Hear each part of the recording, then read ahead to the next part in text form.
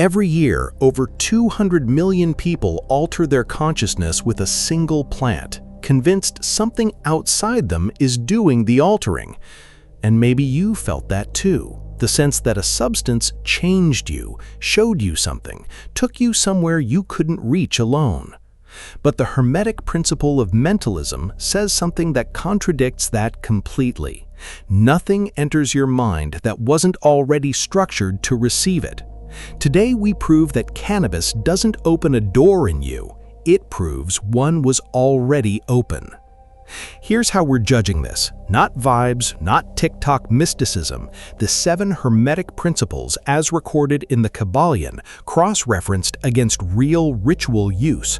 Rastafari reasoning circles, Sufi hashish rites, Taoist alchemical texts. If the ancients were right, this plant should behave in one very specific, very testable way. It does, and what it exposes about your own mind is the part nobody wants to sit with. Assumption 1. Cannabis produces a fixed effect, relaxation, euphoria, insight. But correspondence says, as above, so below. Your inner state and your experience must mirror each other exactly.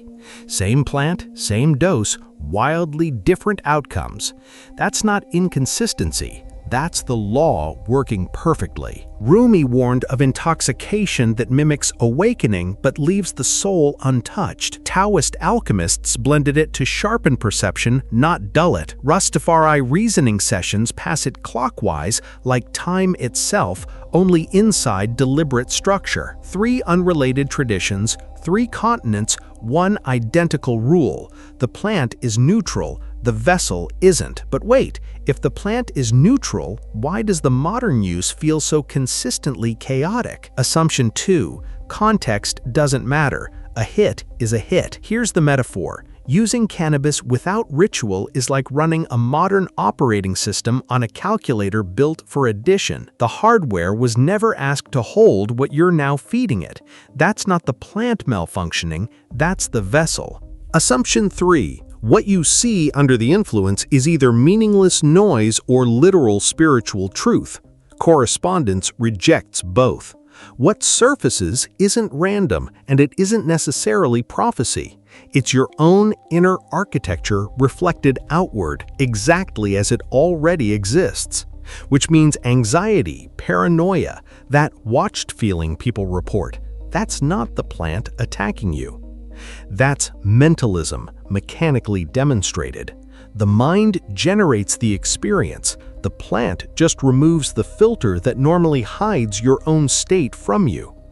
Carl Jung called the contents the shadow.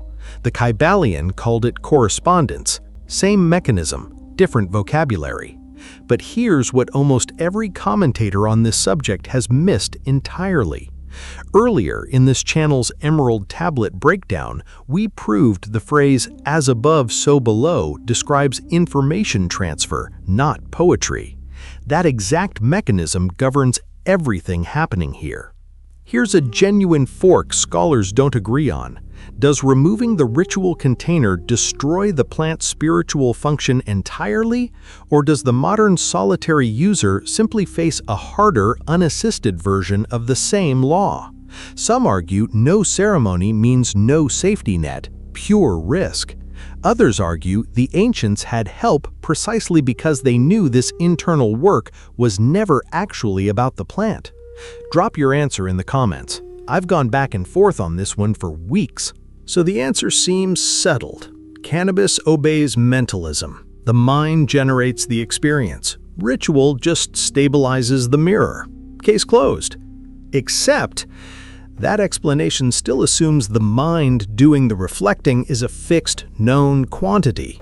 It isn't, and that's the piece nobody accounted for. Not the ancients, not you. Accepting this costs you something specific, the comfort of blaming the plant. If cannabis is only a mirror, every uncomfortable high was accurate.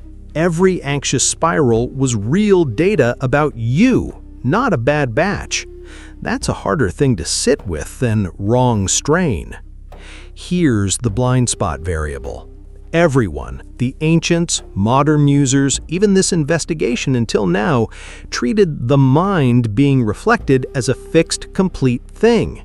It isn't. Your mind is not a mirror with one fixed surface. It's a stack of unresolved states. Grief you buried, tension you normalized, patterns you stopped noticing because you live inside them daily. Cannabis doesn't reflect you. It reflects whichever fragment happens to be loudest at the moment the filter drops. Earlier, I promised we'd prove the plant doesn't alter you. Here's the proof. It can only show a fragment that was already live inside you, unedited, unfiltered, unprepared. Which reframes something universal.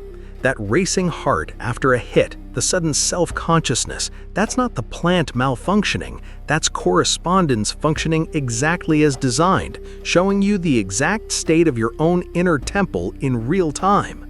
Imagine a smoke detector going off, not because something's wrong with the detector, but because there's actually smoke. So the paradigm shift is this: you were never smoking a substance that does things to you. You were consulting an instrument that shows you what's already true, instantly, honestly, without your permission to edit first. Here's the hack, and it's not smoke less or smoke more mindfully. It's this: before you use it, name in one sentence what's actually unresolved in you right now. Write it down first. Then use the experience to test that sentence against what surfaces. You're not chasing a vibe anymore. You're running a controlled experiment on your own mind, which is exactly what the Rastafari reasoning circle and the Taoist alchemist were doing the entire time. Which brings back the seeker's dilemma this channel keeps circling. Can a principle like this actually be lived moment to moment, or only understood after the fact once the smoke is cleared? Second fork, if the plant only mirrors what's already inside you, does recreational use even carry spiritual risk? Or has spiritual become a meaningless label the moment intention isn't formalized? I genuinely don't think this has a clean answer. Tell me where you land and which evidence in this video actually moved you. So, here's the verdict. Cannabis is not a mystical shortcut, and it's not a menace. Under mentalism and correspondence, it is an instrument that removes your own filter and shows you, without editing, the state your mind was already in. The plant never changed, only your willingness to see clearly did. What happens the day the mirror shows you all of them at once? That's a question this channel isn't ready to answer yet. But hey, that's just a theory, a Hermetic theory. Thanks for watching.